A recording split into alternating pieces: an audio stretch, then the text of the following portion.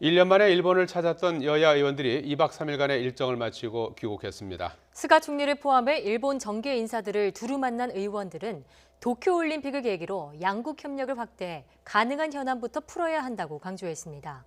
도쿄에서 이경아 특파원이 보도합니다. 코로나19가 다시 확산하는 가운데 일본을 찾은 한일의원연맹 의원들.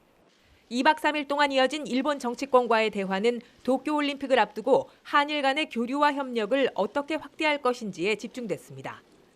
김진표 한일의원연맹 회장은 강제동원 문제 등 주요 현안에 대해서는 일괄 타결이 바람직하지만 그게 어렵다면 가능한 것부터 풀어야 한다고 밝혔습니다. 일본의 수출 규제 문제와 코로나19 협력, 북한의 도쿄올림픽 참가를 설득하는 일 등을 과제로 꼽았습니다.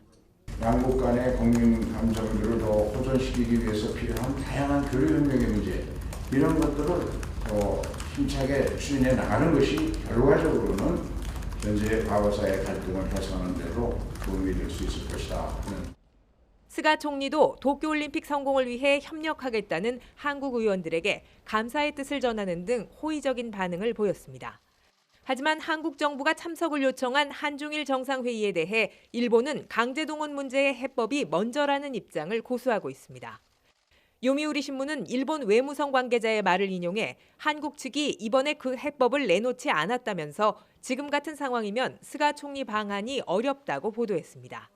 判決があってもね、外交は行政の延長線上ですと。だから国がですね、約束したことは守っていくということがですね、一つの内閣の責任だと。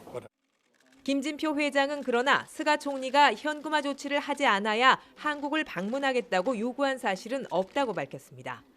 또 일본도 한중일 정상회의를 통해 도움을 받아야 할 현안이 있는 만큼 방한 여부를 종합적으로 판단할 것으로 본다고 밝혔습니다. 엄중한 한일 관계 속에 재개된 양국 의원 외교는 대화 분위기를 이끌어냈다는 데 의의가 있습니다. 하지만 현안의 해법을 놓고 한일 간 온도차가 여전한 가운데 양국 정치권의 노력이 어떤 성과로 이어질지는 좀 더 지켜봐야 할 것으로 보입니다. 도쿄에서 YTN 이경아입니다.